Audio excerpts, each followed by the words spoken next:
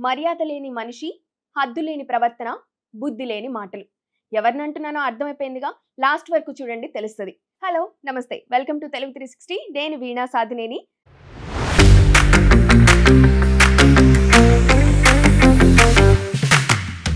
Big boss 9 సీజన్‌లో మొదటి వారం ఇంకా పూర్తి కాలేదు. కానీ మొదటి కెప్టెన్సీ గురించి అప్పుడే పోరాటం అయితే స్టార్ట్ అయిపోయిందని తెలుసు కదా. సంజనాని రూమ్‌లోకి తీసుకొచ్చి ఇచ్చిన ఎలివేషన్ మామూలుగా లేదు.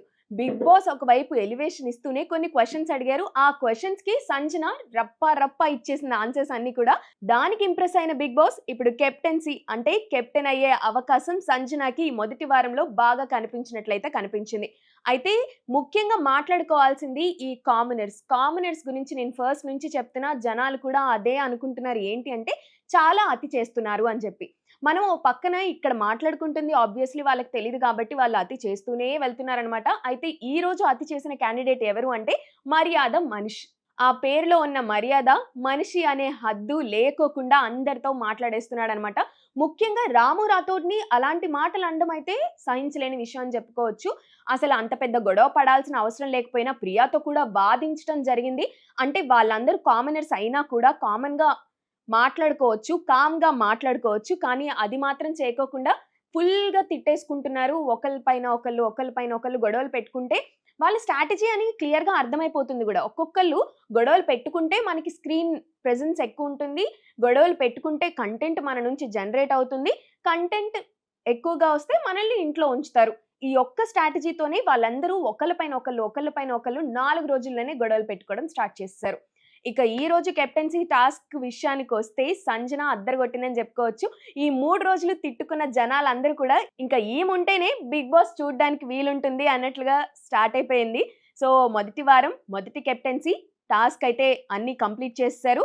ముఖ్యంగా ఈ కామనర్స్ ఒక్కొక్కళ్ళకి టాస్క్ ఇచ్చారు కదా. అయితే టీమ్ అందరికి ఎట్లా అయితే రాక్ క్లైంబింగ్ లాంటి గేమ్ ఇచ్చారో అందులో ఎవరు పాల్గొనాలి అన్న దానికి ముందే హాల్‌లో డిస్కషన్ అయినప్పుడు బిగ్ బాసే సుమన్ శెట్టి గురించి అడిగినప్పుడు అందరూ థమ్స్ డౌన్ చూపిచ్చారు. అక్కడ కొంచెం బాధ అనిపించింది. ఎందుకంటే ఎంకరేజ్ చేయాలి కదా అనిపించేసి.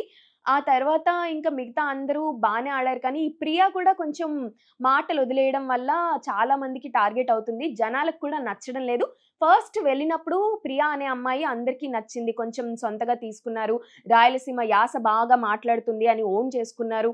క్యూట్‌గా ఉంది అని చెప్పేసి అబ్బాయిలు కూడా చూడడం స్టార్ట్ చేశారు. కానీ స్లోగా ఆమె బిహేవియర్ మాత్రం ఇది కాదు మాకు కావాల్సింది అన్నట్టుగా ఉంది. ఎందుకంటే ప్రియా ఓవైపు సెలబ్రిటీలందరూ లోపలికెళ్ళి మాట్లాడుకుంటున్నప్పుడు, రీతు వచ్చి మాట్లాడుతున్నప్పుడు కొంచెం గొడవ జరుగుతుంది. అంటే కొంచెం హై పిచ్ వచ్చేసరికి గొడవలు అనుకుంటా పరిగెత్తుకుంటా ఎళ్ళిందనమాట. ఆ క్లిప్ మాత్రం సోషల్ మీడియాలో తెగ వైరల్ అవుతుంది. అది చిన్న క్లిప్పే అయినా చాలా ప్రభావం ఉంటుంది అని చెప్పడానికి ఇదొక క్లిప్ నిదర్శనం అనమాట. ఇక ఒక్కొక్కళ్ళ గురించి చెప్పుకుంటే ఈ రోజు ఎక్కువ మాట్లాడాల్సింది మనీష్ మర్యాద గురించే. మర్యాద మనీష్ వచ్చేసి సంచాలకులుగా ఉన్న ఆ కెప్టెన్సీ టాస్క్ దగ్గరకొచ్చేసరికి ఇమాన్యుయల్ పైన విరుచుకుపడ్డారని చెప్పుకోవచ్చు. అంత చేయాల్సిన అవసరం లేదు.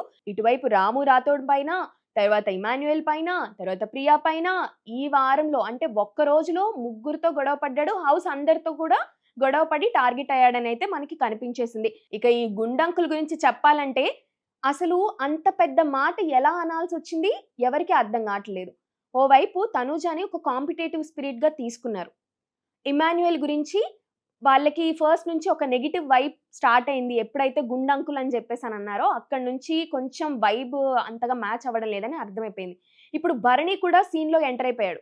అయిపోయేసరికి ఆయనేమన్నారంటే, నేనిప్పటి వరకు ఇద్దరు అబ్బాయిలు ఒక ఆడామెతో ఆడుతున్నా అనుకున్నాను కానీ, ముగ్గురు అమ్మాయిలతోనే ఆడుతున్నానని వాళ్ళని ఉద్దేశించి అనడం చాలా తప్పు విషయం.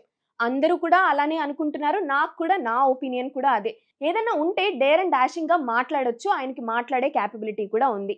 అయినా కూడా ఇలా పక్కన ఈ కామెంట్స్ చేయడం చాలా చీప్‌గా అనిపించింది. అండ్ ఆయన క్యారెక్టర్ ఇలా రివీల్ అవుతుంది కాబట్టి చూడ్డానికి చాలా చెత్తగా ఉంది. సో, డే 4కొచ్చేసరికి సంజన అప్పటి వరకు గ్రాఫ్ డౌన్‌లో ఉన్నది ఒక్కసారిగా బిగ్ బాస్ ఇచ్చిన ఎలివేషన్‌కి ఇలా ఎళ్ళిపోయిందనమాట.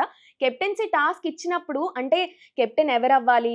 ఎవరు కంటెండర్స్‌గా ఉండాలి అన్నప్పుడు నాకన్నా బలమైనోళ్ళు, నాకు పోటీగా, నాకు సాటిగా ఉండే వాళ్ళని చేసుకుంటే బావుండేది గానీ నా ఫ్రెండ్స్ అని చెప్పేకొని ఆమ ఒక 4 పేర్లు చెప్పడం అయితే చూసే వ్యూవర్‌కి ఎందుకలా చెప్పింది? అలా అనిపించింది కానీ, ఆమె ఆల్రెడీ కన్నడ బిగ్ బాస్‌లో చేసొచ్చింది కాబట్టి, ఆమెకి ఇంకా స్ట్రాటజీ ఉంటుందని చెప్పేసి నేననుకుంటున్నాను. మరి ముందు ముందు ఎలా అవుతుంది? ఏమవుతుంది చూడాలి. మీకేమైనా అనిపిస్తే కింద కామెంట్ చేయండి.